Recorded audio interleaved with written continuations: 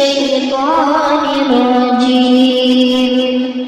بسم الله الرحمن الرحيم. الرحمن علم القرآن خلق الإنسان علمه البيان. الشمس والقمر بحسبان والنجم والشجر يسجدان والسماء رفعها ووضع الميزان ألا تطغوا في الميزان وأقيموا الوزن بالقسط ولا تخسروا الميزان والأرض وضعها للأنام فيها فاكهة والنخل ذات الأكمام والحب ذو العصف والريحان. فبأي آلاء ربكما تكذبان. خلق الإنسان من صلصال كالفخار وخلق الجان من مارج من نار. فبأي آلاء ربكما تكذبان. رب المشرقين ورب المغربين. فبأي آلاء ربكما تكذبان. مرج البحرين يلتقيان بينهما برزخ لا يبغيان. فبأي آلاء ربكما تكذبان. يخرج منهما اللؤلؤ والمرجان. فبأي آلاء ربكما تكذبان. وله الجوار المنشآت في البحر كالأعلام. فبأي آلاء ربكما تكذبان.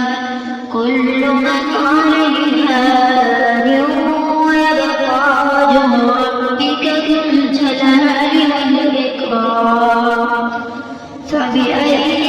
آلاء ربكما تكذبان. يسأله من في السماوات والأرض كل يوم هو في شأن. فبأي آلاء ربكما تكذبان. سنفرغ لكم أيها الثقلان. فبأي آلاء ربكما تكذبان. يا معشر الجن والإنس إن استطعتم أن تنفذوا من أقطار السماوات والأرض فانفذوا لا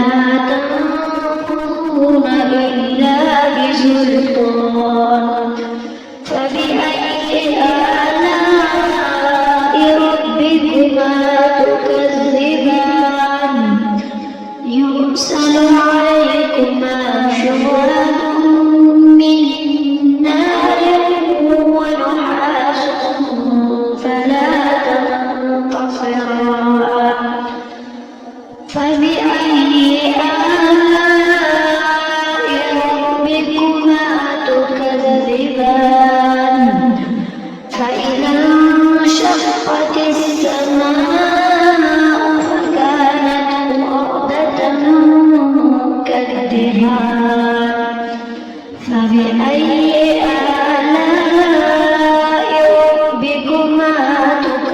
تكذبان فيومئذ لا يسأل عن ذنبه إنس ولا جان فبأي آلاء ربكما تكذبان يعرف المجرمون بسيماهم فيؤخذ بالنواصي فبأي آلاء ربكما تكذبان هذه جهنم التي يكذب بها المجرمون يطوفون بينها وبين حميم آن فبأي آلاء ربكما تكذبان ولمن خاف مقام ربه جنتان فبأي آلاء ربكما تكذبان ذواتا أفنان فبأي آلاء ربكما تكذبان فيهما عينان تجريان فبأي آلاء ربكما تكذبان فيهما من كل فاكهة زوجان فبأي آلاء ربكما تكذبان متكئين على فرش بطائنها من استبرق وجنى الجنتين دان فبأي آلاء ربكما تكذبان فيهن قاصرات الطرف لم يطمثهن إنس قبلهم ولا جان فبأي آلاء ربكما تكذبان كأنهن الياقوت والمرجان فبأي آلاء ربكما تكذبان هل جزاء الإحسان إلا الإحسان فبأي آلاء ربكما تكذبان ومن دونهما جنتان فبأي آلاء ربكما تكذبان مدهامتان فبأي آلاء ربكما تكذبان فيهما عينان نضاختان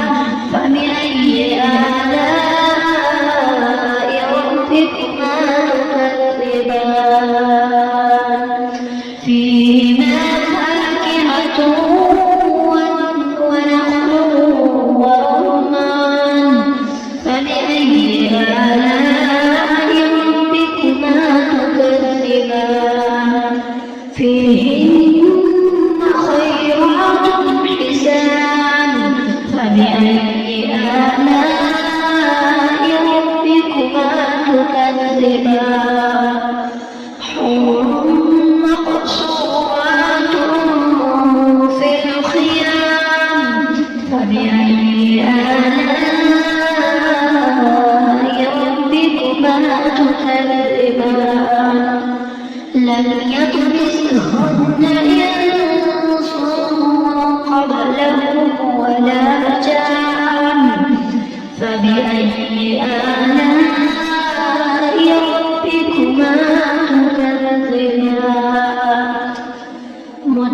متكئين على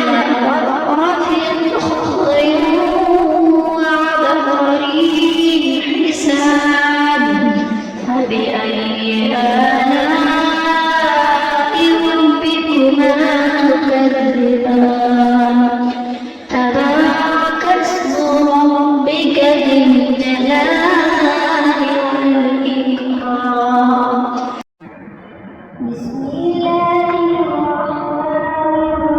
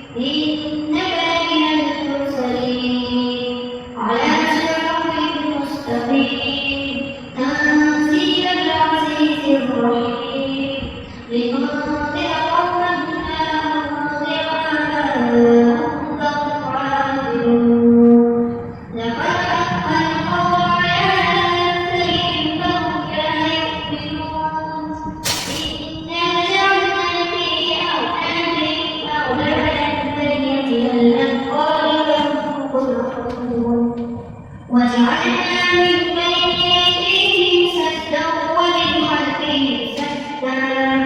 فأغشيناهم فهم لا يبصرون وسواء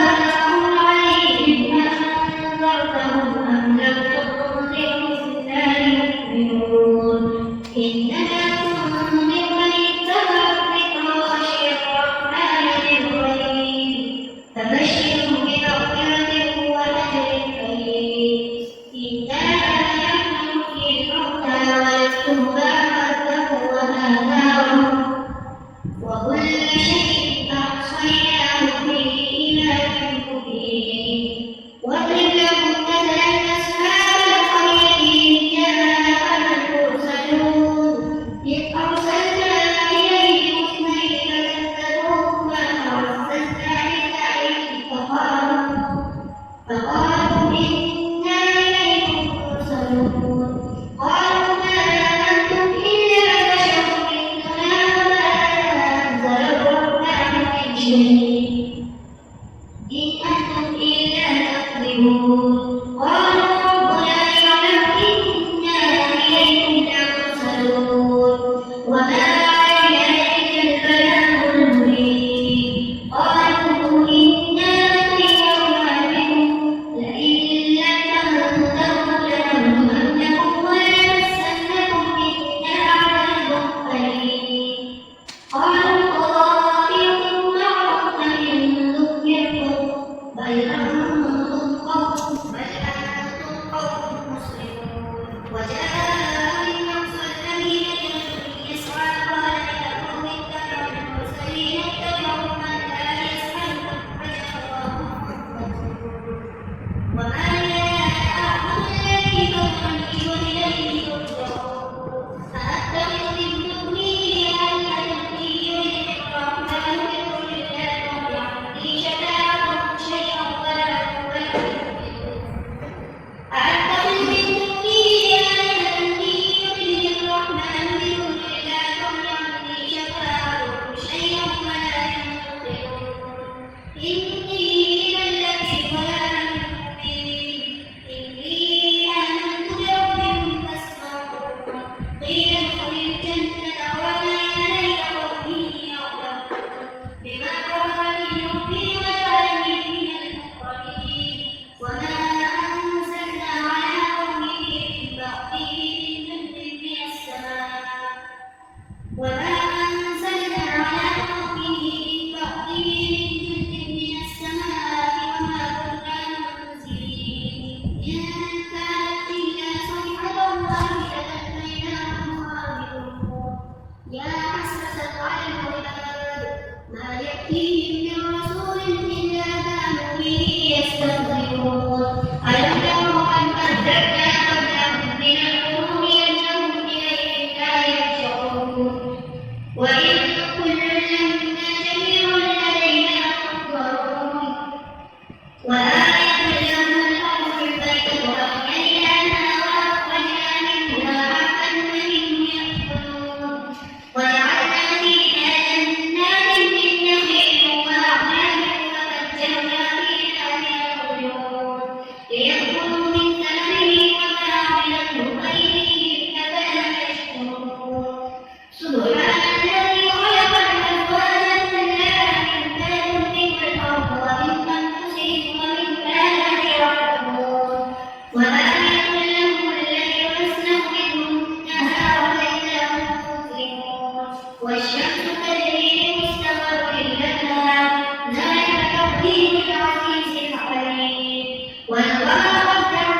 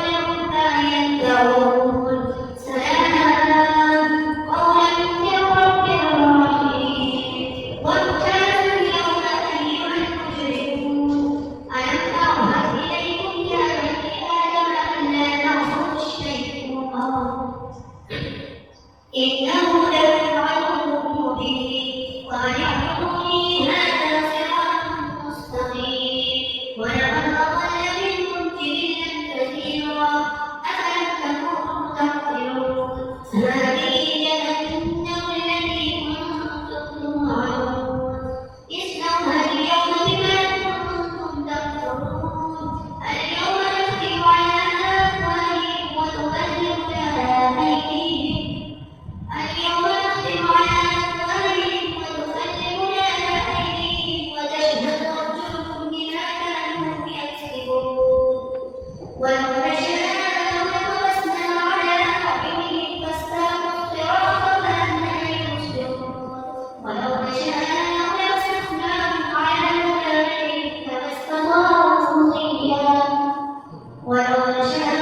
لمسخناهم على مكانهم فما استطاعوا مضيا ولا يرجعون ومن نعمره نكسه في الخلق فلا يعقلون وما علمناه الشعر وما ينبغي له إن هو إلا ذكر وقرآن مبين لينذر من كان حيا ويحق القول على الكافرين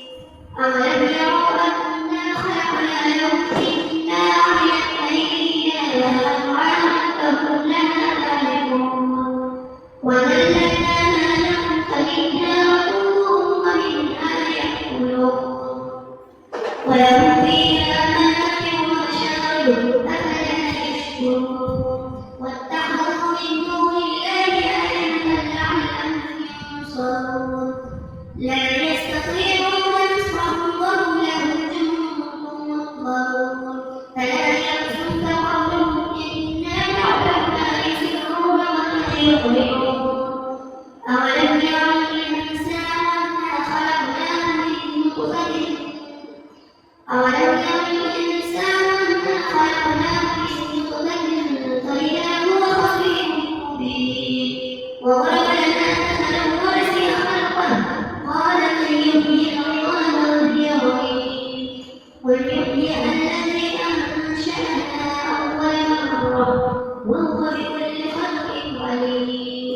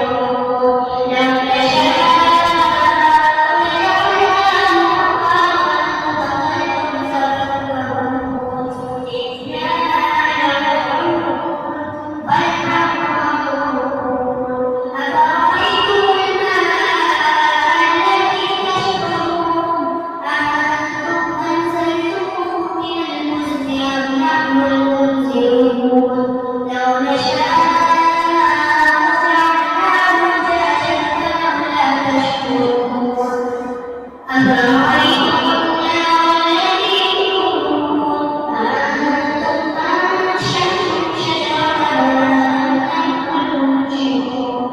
نحن جعلناها تذكرة ومتاعا للمقوين فسبح باسم ربك العظيم فلا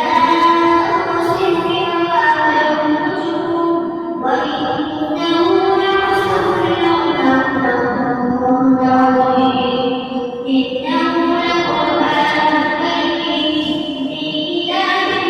مكنون لا يمسه إلا المطهرون تنزيل من رب العالمين أفبهذا الحديث أنتم مدهنون وتجعلون رزقه أنكم تكذبون ولولا إذا بلغت الحلقوم وأنتم حينئذ تنظرون ونحن أقرب إليه منكم ولكن لا تبصرون فلولا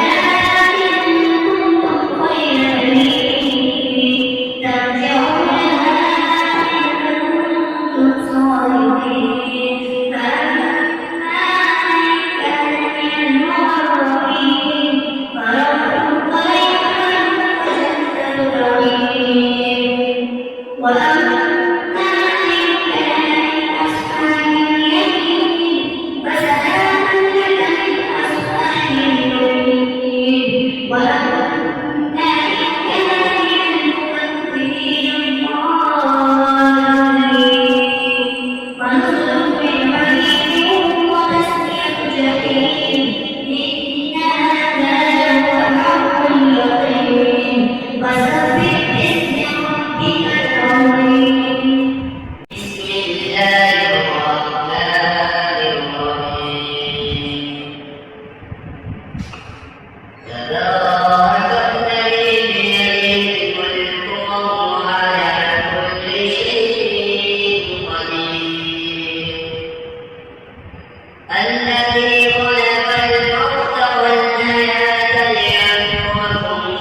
أيكم أحسن عملا وهو العزيز الغفور الذي خلق سبع سماوات طباقا ما ترى في خلق الرحمن من تفاوت فارجع البصر هل ترى من فطور ثم ارجع البصر كرتين ينقلب إليك البصر خاسئا وهو حسير ولقد زينا السماء الدنيا بمصابيح وجعلناها